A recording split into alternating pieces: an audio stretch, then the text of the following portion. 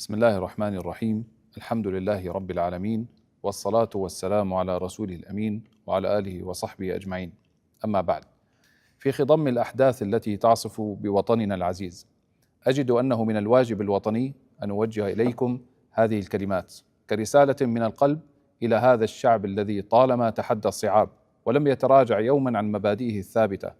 شعبنا الذي ضحى بالغالي والنفيس من أجل أن تظل سوريا حرة أبية، وفي مقدمة الشعوب التي تتطلع إلى العزة والكرامة. لقد خرج شعبنا في ثورة من أجل نيل حريته، فانتصر فيها وقدم تضحيات جسيمة، ولا يزال هذا الشعب على أهبة الاستعداد للقتال من أجل كرامته في حال مسها أي تهديد.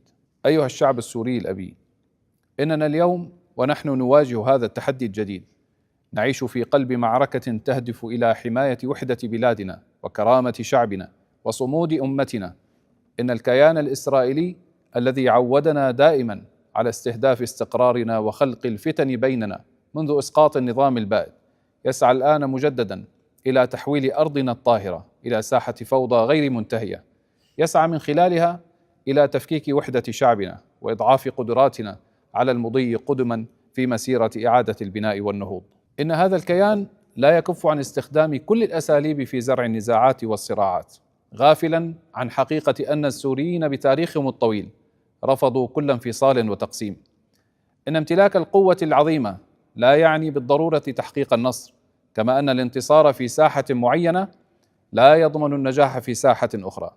قد تكون قادرا على بدء الحرب، ولكن ليس من السهل أن تتحكم في نتائجها. فنحن أبناء هذه الأرض، والأقدر على تجاوز كل محاولات الكيان الإسرائيلي الرامية إلى تمزيقنا، وأصلب من أن تزعزع عزيمتنا بفتن مفتعلة. نحن أبناء سوريا، نعرف جيدا من يحاول جرنا إلى الحرب ومن يسعى إلى تقسيمنا، ولن نعطيهم الفرصة بأن يورطوا شعبنا في حرب يرغبون في إشعالها على أرضنا. حرب لا هدف لها سوى تفتيت وطننا وتشتيت جهودنا نحو الفوضى والدمار. فسوريا ليست ساحة تجارب للمؤامرات الخارجية، ولا مكانا لتنفيذ أطماع الآخرين على حساب دماء أطفالنا ونسائنا. إن دولة السورية هي دولة الجميع، هي كرامة الوطن وعزته، هي حلم كل سوري في أن يرى وطنه يعيد بناء نفسه من جديد. من خلال هذه الدولة نتحد جميعا دون تفرقة من أجل أن نعيد لسوريا هيبتها ونضعها في مقدمة الأمم التي تعيش في أمن واستقرار. إن بناء سوريا جديدة يتطلب منا جميعا الالتفاف حول دولتنا والالتزام بمبادئها، وأن نضع مصلحة الوطن فوق كل اعتبار فردي أو مصلحة محدودة. إن ما نحتاجه اليوم هو أن نكون جميعا شركاء في هذا البناء، وأن نعمل يدا بيد لنتجاوز كافة التحديات التي تواجهنا. الوحدة هي سلاحنا، والعمل الجاد هو طريقنا، وإرادتنا الصلبة هي الأساس الذي سنبني عليه هذا المستقبل الزاهر. كما أخص في كلمتي هذه أهلنا من الدروز الذين هم جزء أصيل من نسيج هذا الوطن. إن سوريا لن تكون أبدا مكانا للتقسيم أو التفتيت أو زرع الفتن بين أبنائها. نؤكد لكم أن حماية حقوقكم وحريتكم هي من أولوياتنا، وأننا نرفض أي مسعى يهدف لجركم إلى طرف خارجي أو لإحداث انقسام داخل صفوفنا. إننا جميعا شركاء في هذه الأرض، ولن نسمح لأي فئة كانت أن تشوه هذه الصورة الجميلة التي تعبر عن سوريا وتنوعها. لقد تدخلت الدولة السورية بكل مؤسساتها وقياداتها بكل إرادة وعزم من أجل وقف ما جرى في السويداء من قتال داخلي بين مجموعات مسلحة من السويداء ومن حولهم من مناطق إثر خلافات قديمة.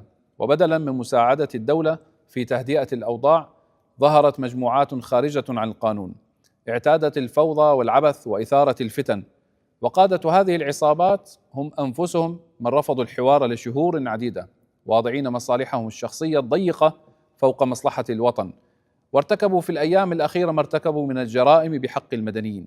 ورغم ذلك قامت وزارتا الدفاع والداخلية بتنفيذ انتشار واسع في محافظة السويداء في إطار جهودهما الحثيثة لضبط الأمن وإنهاء حالة التصعيد التي شهدتها المنطقة. وقد نجحت في إعادة الاستقرار وطرد الفصائل الخارجة عن القانون رغم التدخلات الإسرائيلية. وهنا لجأ الكيان الإسرائيلي إلى استهداف موسع للمنشآت المدنية والحكومية لتقويض هذه الجهود، مما أدى إلى تعقيد الوضع بشكل كبير ودفع الأمور إلى تصعيد واسع النطاق لولا التدخل الفعال للوساطة الأمريكية والعربية والتركية التي أنقذت المنطقة من مصير مجهول. فكنا بين خيارين: الحرب المفتوحة مع الكيان الإسرائيلي على حساب أهلنا الدروز وأمنهم وزعزعة استقرار سوريا والمنطقة بأسرها، وبين فسح المجال لوجهاء ومشايخ الدروز للعودة إلى رشدهم وتغليب المصلحة الوطنية على من يريد تشويه سمعة أهل الجبل الكرام. فلسنا ممن يخشى الحرب، ونحن الذين قضينا أعمارنا في مواجهة التحديات والدفاع عن شعبنا، لكننا قدمنا مصلحة السوريين على الفوضى والدمار. فكان الخيار الأمثل في هذه المرحلة هو اتخاذ قرار دقيق لحماية وحدة وطننا وسلامة أبنائه بناء على المصلحة الوطنية العليا.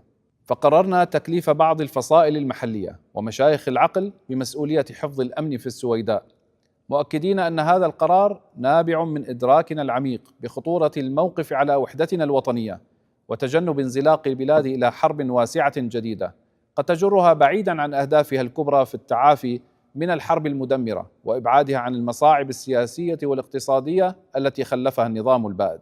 وختاما، فإننا حريصون على محاسبة من تجاوز وأساء لأهلنا الدروز، فهم في حماية الدولة ومسؤوليتها، والقانون والعدالة يحفظان حقوق الجميع دون استثناء.